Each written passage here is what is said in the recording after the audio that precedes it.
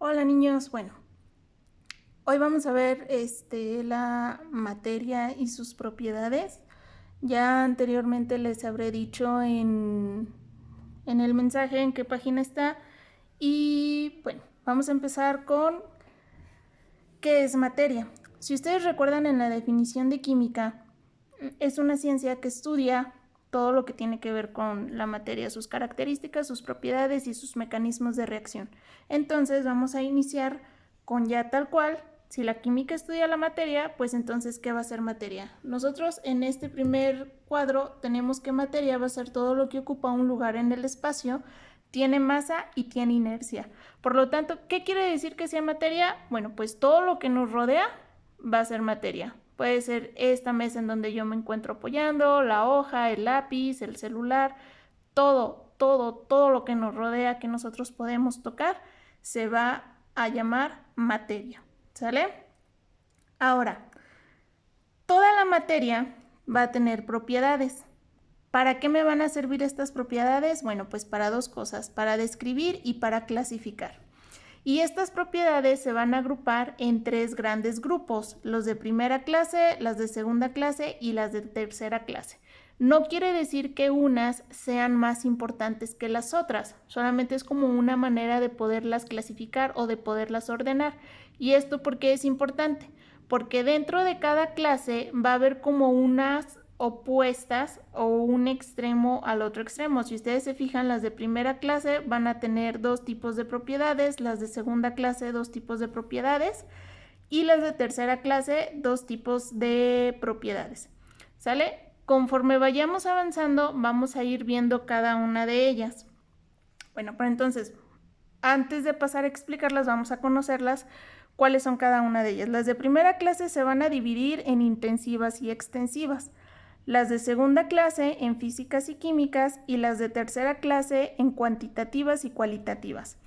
Para el examen, no forzosamente quiero que me digas, las propiedades de primera clase son intensivas y extensivas y las de segunda clase físicas y químicas, sino que más bien tú sepas que una intensiva solamente se va a poder comparar con una extensiva, una física con una química, una cuantitativa con una cualitativa. Tú no puedes comparar cualitativas con físicas o cualitativas con extensivas. ¿Sale? Es un grupo con un grupo y así a su vez con otro grupo. Ahora, en este video vamos a empezar a explicar las de primera clase, que son las intensivas y las extensivas.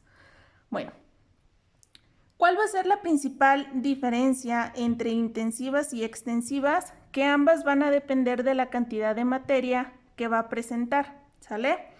Entonces, las intensivas, su principal característica es que no dependen de la cantidad de materia, mientras que las extensivas sí van a depender de la cantidad de materia. ¿Qué quiere decir esto? Que una intensiva, si tú agregas más materia o menos materias, esta va a seguir siendo la misma. En cambio, una extensiva, si tú agregas más materia o menos materia, esta va a ser menor, ¿sale? Y es por eso que todos los ejemplos o cada una de las propiedades lo vamos a comparar con un vasito de leche y un litro de leche. ¿Sale? Entonces, vamos a irnos por orden. Primero, las intensivas. ¿Cuáles son todas sus características? Ya quedamos que no van a depender de la cantidad de materia, pero a su vez también se les va a llamar propiedades específicas, ya que estas me va a dar la distinción entre una materia y otra.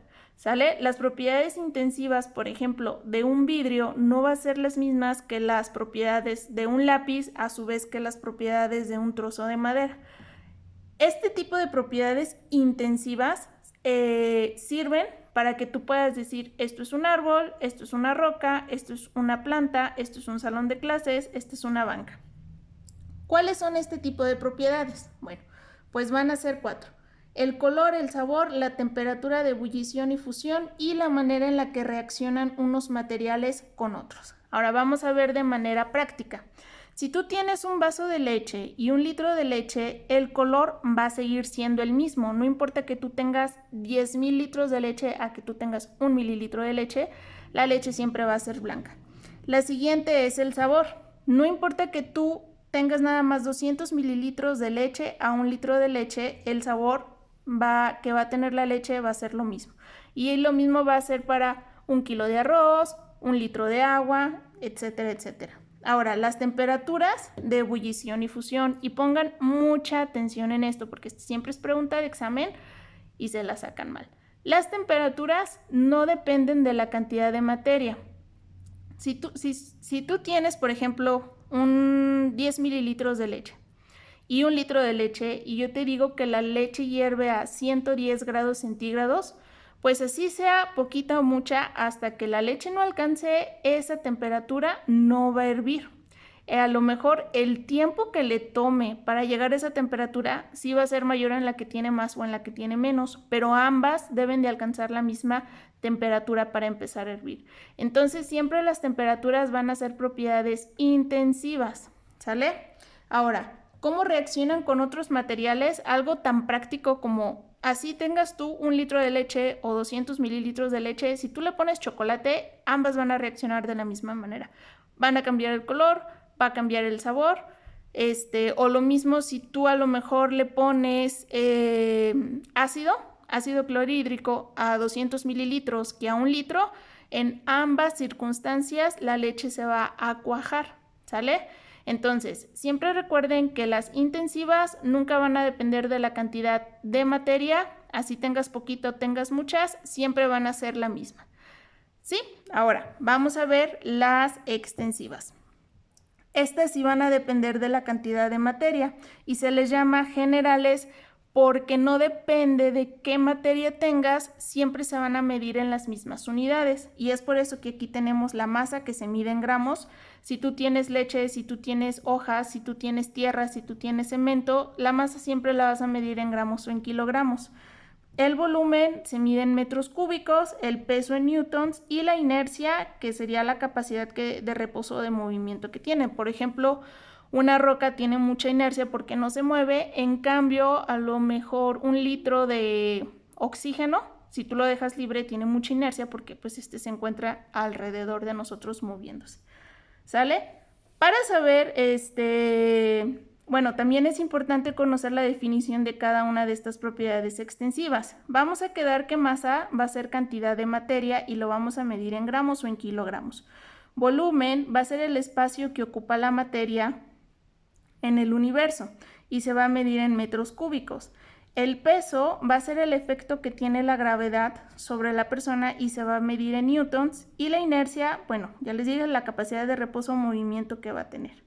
¿Sale? Ahora, volvemos al ejemplo de la leche en un vasito y la leche en un cartón. Quedamos que el color en ambas situaciones va a ser el mismo, por eso como no depende de la cantidad de materia, pues va a ser intensiva. El sabor también va a ser el mismo, no importa que tengas poquita o mucha, por eso el sabor va a ser intensivo. La temperatura es la misma, si esta se congela a menos 2 grados centígrados o hierve a 110 grados centígrados, así tengas tú mucha o poquita, esto no va a depender de la cantidad de materia. Una masa sí va a ser diferente, puede ser que 200 mililitros me lleguen a pesar a lo mejor 100 gramos y que 1 litro me pese 1.2 kilogramos. El volumen también va a ser diferente. Mientras menos materias tengas, menor va a ser, y mientras más materia tengas, mayor va a ser. El peso también va a ser diferente entre ellas mismas, o sea, la fuerza con la que la trae la gravedad. Si tú lo dejas caer de un piso de 10,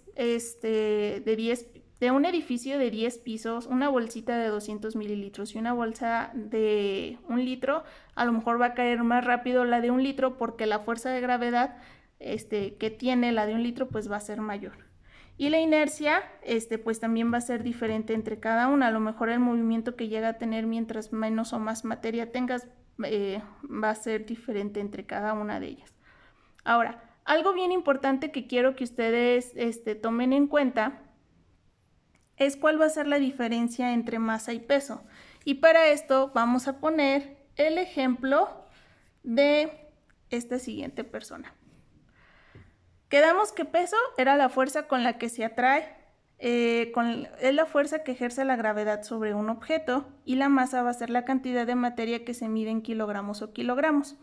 En este caso, si yo tengo una niña aquí en la Tierra y tiene una masa de 55 kilogramos, dentro de la Tierra su peso también va a ser de 55 kilogramos, ¿sale?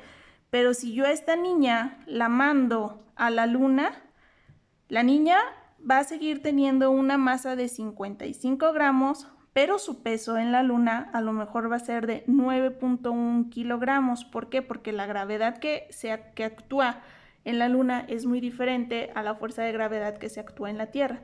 Entonces, es por eso que luego ahí cometemos el error de cuando nos vamos a saber cuánto pesamos, inclusive, pues luego nos referimos como a peso, como la fuerza que nos atrae, cuando en realidad lo correcto debería de decir, vamos a ver cuánta masa tengo, ¿sí?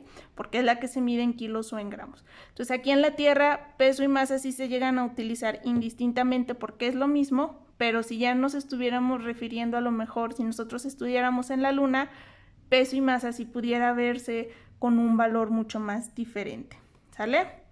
Entonces, bueno, hasta aquí vamos a quedar con el video de materia. Ya vimos cómo se definen, ya vimos que las propiedades nos sirven para describir y clasificar esta materia y que puede ser de 3 tipos. Y que hasta ahorita solamente hemos visto o estudiado la primera clase, que tiene que ver con la que depende y la que no depende de la que depende y la que no depende de la cantidad de materia, ¿sale?